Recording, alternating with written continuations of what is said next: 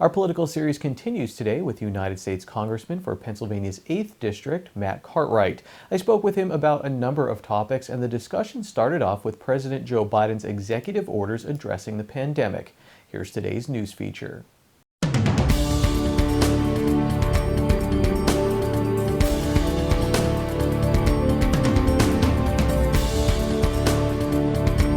I think obviously the top priority has to be defeating the virus. And those are the executive orders that I'm most interested in. His ramping up the Defense Production Act, which gives him the power. It's kind of the nuclear option, really, of a president to force industry to address a national disaster, a national emergency. That's what we're in. We have been for almost a year now. And ramping up production of PPE. I mean, I've been vocal about that for a long time. Getting the vaccine out. There's no question. People are ready to get that shot in the arm now. And the sooner that we do it, the better. The one thing I really liked, Ken, was that Biden responded. People were critical of him for having too low a target. He said 1 million injections a day. And people say, we can do better than that. In fact, we're almost already at 1 million injections a day. So what did he do? He upped it to 1.5 million a day as the goal. Kudos to him for that. I mean, to not be stubborn and, be willing to re-examine the facts, because that's what we need. We need to get as many people vaccinated as humanly possible, as quickly as possible, because that's the only thing that's going to bring our economy back. I mean, you look at 100 years ago when the Spanish flu racked our country. Once we got past the Spanish flu, what did we do? We went into the roaring 20s.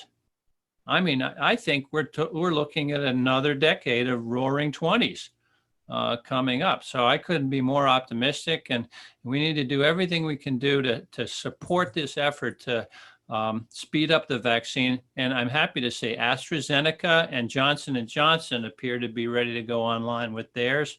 So moving it up to 1.5 million a day looks feasible, and we may even go higher than that.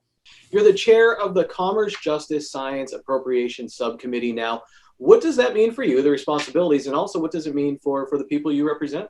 I worked hard on getting onto the Appropriations Committee. I made some right moves down in Washington. Look, my view of this job, and the reason I took this job, is I knew we needed somebody in northeastern Pennsylvania that would go down and be an effective member of Congress, somebody who would scrap for the money to make sure we get our fair share of federal tax dollars back in our neck of the woods. We want these dollars circulating in our economy. That's the main problem around here, is that there's not enough money circulating through our local economy. The more money, I mean, you go to other places in the United States and there's nice paving and street lighting and new businesses popping up and new construction. We don't have that so much around here, and it's been that way for decades. So my aim was to get down there and be as effective as I can at bringing federal money back to the area. Now, the congressman can't be expected to rescue the entire local economy, but there's a lot an effective congressman can do. And it starts with getting yourself on the House Appropriations Committee and rising to chairman as soon as possible. I did it after 8 years. I'm very proud of that. It means I'm in charge of writing $72 billion worth of federal spending every year. And if you don't think Cartwright's going to figure out a way to get some of that money into northeastern Pennsylvania, you got the wrong guy. You are in this every day. Is there a way forward where Congressman, Republican, Democrat, Independent, everybody can work together and move forward from this point in our country? Look, I've been the same guy all along, Ken, and I've been, ever since I've been there, I've been the Democratic congressman with the most Republican-sponsored bills. And in other words, the most bills that I've introduced that are supported by Republican members of Congress. I'm the #1 bipartisan Democrat down there in the House. And I totally agree with what you're saying. I was thrilled with President Biden's message of hope and unity in his speech. And we're going to get past this. You know, there's going to be this period of unrest and unease. You know, by the way, I want to give a shout out to the Pennsylvania National Guard. On that day for the inauguration, there were 25,000 National Guardsmen in and around Washington, D.C. 10% of them, 2,500, were Pennsylvania National Guardsmen and women. And thank God for them, and thanks to them. These are people with day jobs, Ken, and they went down and they did that. National Guard has been deployed more in the last year than at any time since World War II.